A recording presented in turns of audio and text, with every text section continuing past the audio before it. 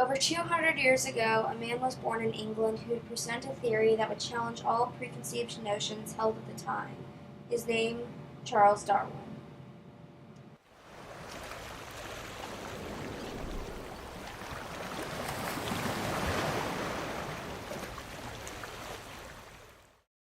In 1859, Charles Darwin, a young scientist, prepared a theory on the topic of natural selection, which he presented in his book On the Origin of Species. How did he create this theory? Let us go back to the year of 1831. Darwin set sail for South America, where he explored the coasts, observing the wildlife. He found that wildlife in South America was markedly different than in Europe. It would be the Galapagos Islands that would prove significant to Darwin's studies. Darwin began to grasp this significance upon his return to England in 1836. What is natural selection? We will cover several key points in Darwin's theory. First, a population has too many individuals, leading to competition over resources. As a result, only a select number survive a generation. Second, survival depends on an individual's inherited traits. The individuals with the traits best fit for their environment will produce more offspring than less fit individuals. And finally, over time, favorable traits will grow within a population. While on the Galapagos Islands, Darwin studied a great variety of animals, including finches. He found that the finches on each island had different beaks, some small and some large. Each bird fed on a different type of food, depending on the style of its beak. For example, the finch with the large beak fed on large seeds, whereas the finch with the small beak fed on small insects. Let's imagine this scenario. On a particular island, there are large-beaked finches that live on large seeds. However, for whatever reason, there is an extreme shortage of large seeds for an extended period of time. What happens to the finches on that island? They become victim to natural selection and will most likely die off. Let's take a look at another example. During the Industrial Revolution in England, soot from factories turned the bark on trees dark. The light-colored moths that had once lived comfortably now decreased in numbers. Once perfectly adapted to their environment, they now stood out on the black trunks. As a result, they were easy targets for predators. The dark-colored moths, on the other hand, thrived. They were now best fit for their environment. Now let's discuss the different effects of selection. The first type is directional. We'll explain using Galapagos finches. A particular type of finch prefers smaller seeds over larger seeds. However, in particularly dry weather, only large seeds are available. As a result, each generation of finch has a thicker beak. Why is this?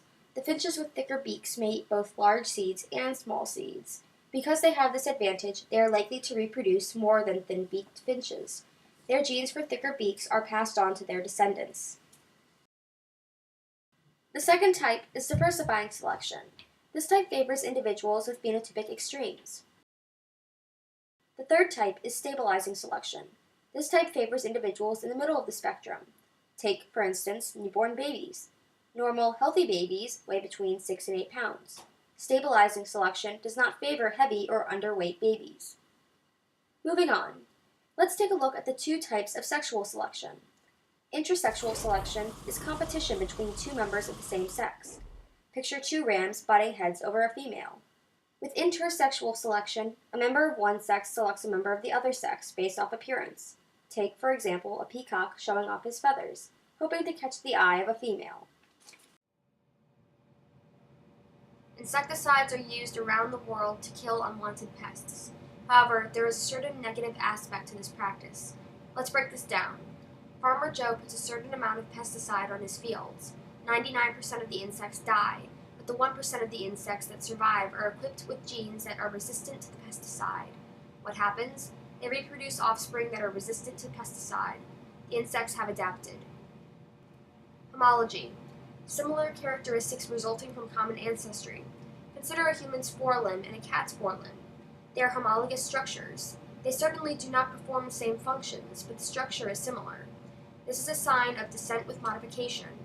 A basic structure changed over time, creating the cat's forelimb and the human's.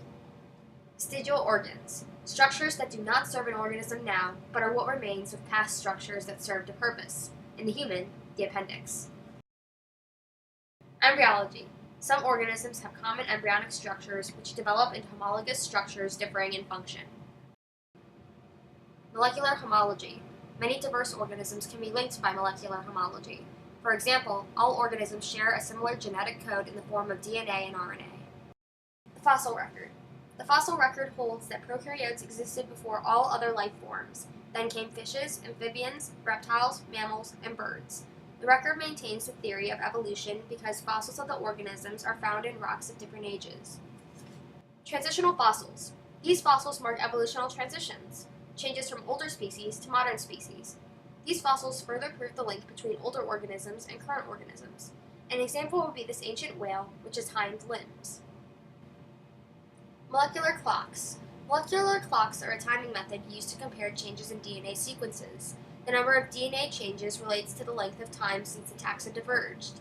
The more different the DNA, the longer two taxa have been separated.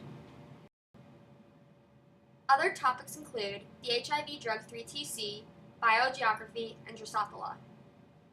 Thanks to Darwin, natural selection has given biology a firm foundation in the science world.